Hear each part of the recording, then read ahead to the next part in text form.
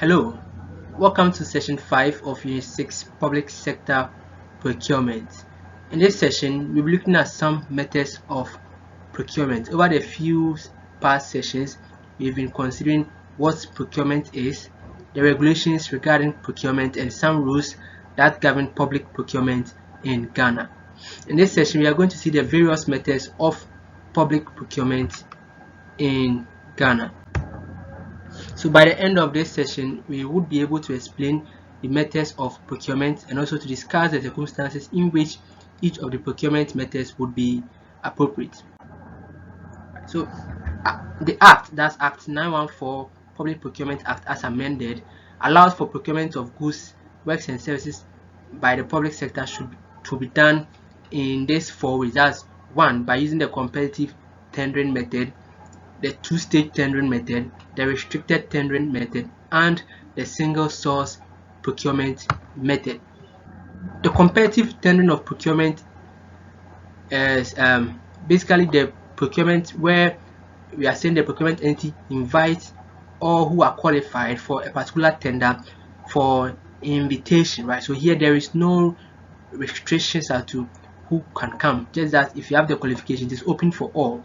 This is an open form of invitation for all tenderers to make an invitation to make a proposal or to come in for the tender. So it involves different suppliers bidding for the supply of goods, works and services. So the mode of selection of the bidder is largely based on the cost, quantity, the quality, timeliness and efficiency of the goods, works and services to be tendered, right? So here there is no restriction, but then you have to come in as if you qualified for whatever tender that is being made, and if you're not qualified, there's no need to come, but then it is open for all, right? So the benefits include the process of procurement ensures that both suppliers and the procurement entity receive value for money. Now, since it is open for all, each and everyone can come, and then we can make a very solid competitive analysis on what we should go in for in terms of quality, in terms of cost, who has a good quality, who has the lowest cost, and then it also promotes fairness and equity in handling suppliers. You are saying everybody is invited, right? So here nobody has been discriminated by the procurement entity on the basis of them not being invited. Here the tender is being made for the general public. Whoever qualifies can tender in a proposal.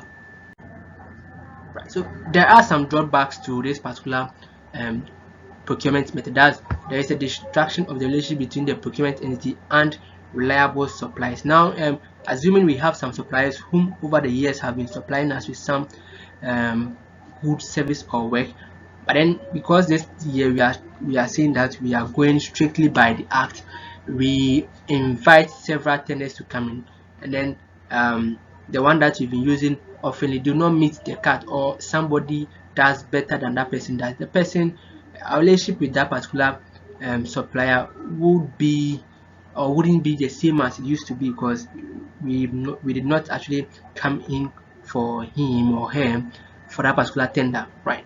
So restriction on the extent of communication between the procurement entity and the supplier. Here there are a lot of suppliers, so we can't be engaging with suppliers, else it will become a breach of such method, because we need to make it fair enough for anybody who qualifies to win such tender. A potential to slow down the procurement activities. Now everybody is coming, so we will need enough time or a lot of time to go through all the proposals which will be received or which will come in before we come up with our list of those who qualify for the next stage as well. There's a threat of suppliers use of poor quality resources and disregards for standard, right? Here everybody wants to meet the cut, right? So mostly there will be a consideration for cost. So in order to meet this cut for cost, the suppliers might tend to lower the quality of goods in order to be able to lower their cost to win such a tender, right? So this particular method of tendering, that's the competitive tendering, is being mandated by the law, right?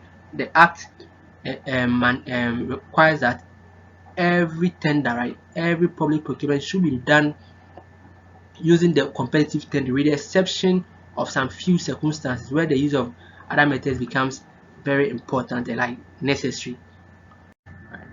The other step for of procurement, or the other method of procurement, is a two-stage tendering. So this particular tender involves two stages, right? The very first stage, the suppliers are basically asked to bid for the contract based on design, construction, program, and brief description. So that's the very first stage. So we are saying that the bidding is in two stages. The very first stage is where the bidding is done based on the design, the construction program, and then a brief description. Right? Then the stage two, that's where we talk of the lump sum of the entire contract is agreed upon. So here they actually negotiate the cost of the contract with the suppliers who have passed it one, and then they select the supplier that they want after that.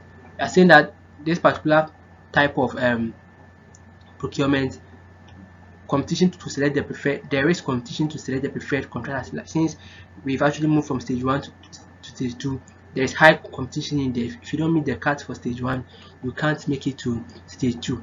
And then you are saying prices are fixed by parties involved. So here in the second stage, where negotiation goes on the contract price and co, each and every party gives what they think the price should be, and then they reach an amicable solution, or they reach point where they think both of them can make a compromise.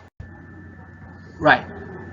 There are some drawbacks to this particular method of tender as well. We are saying the cost of negotiation breakdown may be expensive to both parties. Imagine you've passed through stage one to stage two, and then there is suddenly a breakdown in negotiation. But then we've invested a lot already.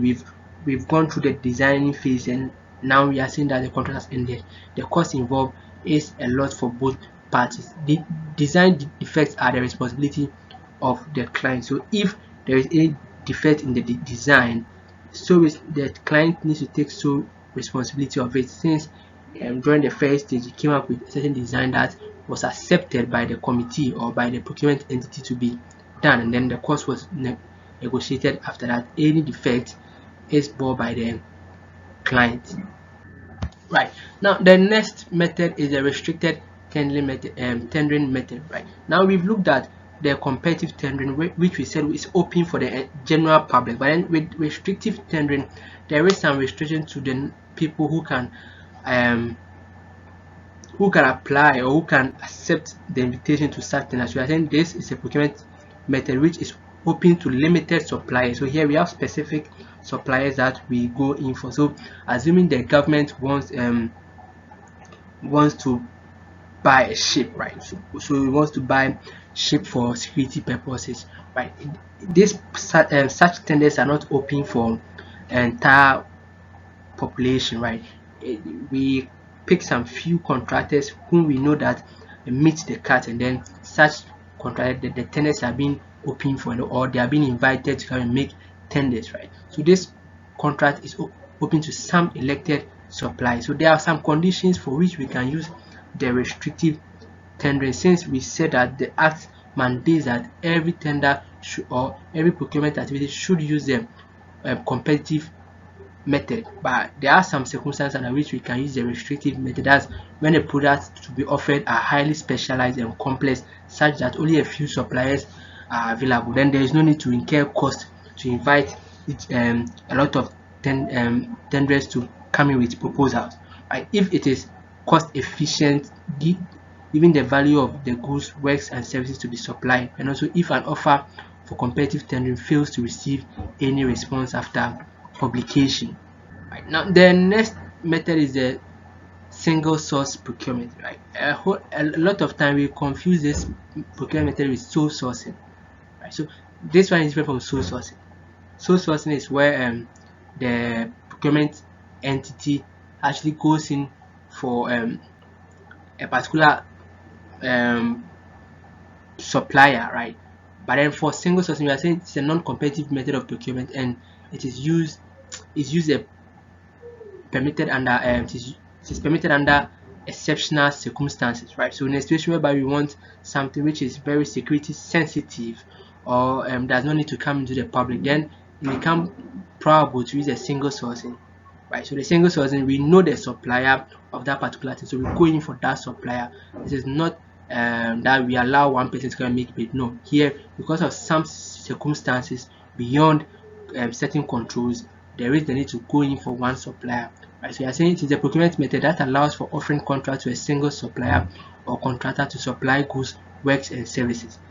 On the other hand, in sole sourcing, the item to be acquired just have one supplier, but in single sourcing, even though there may be more supplier for the item to be, we go in for one supplier. So for sole sourcing, there is no other one to supply such, but then for single sourcing there are, but then because of some reasons we go in for one supplier. So the Act 914 allows the procurement entity to engage in single source procurement, but with the prior approval of the procurement board under certain conditions.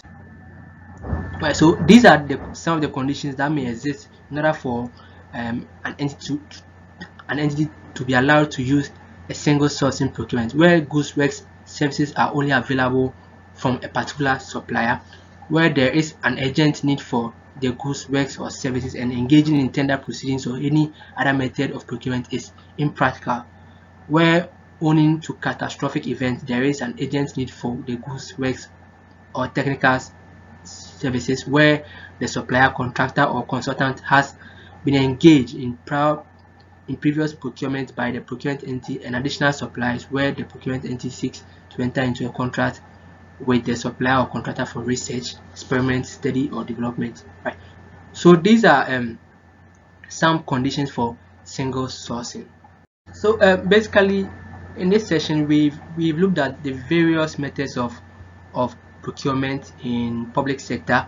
So we've seen there's some circumstances under which some certain procurement methods are allowed by the procurement entity or the procurement board. So before you move on, use some few minutes to recap what we've discussed in this session.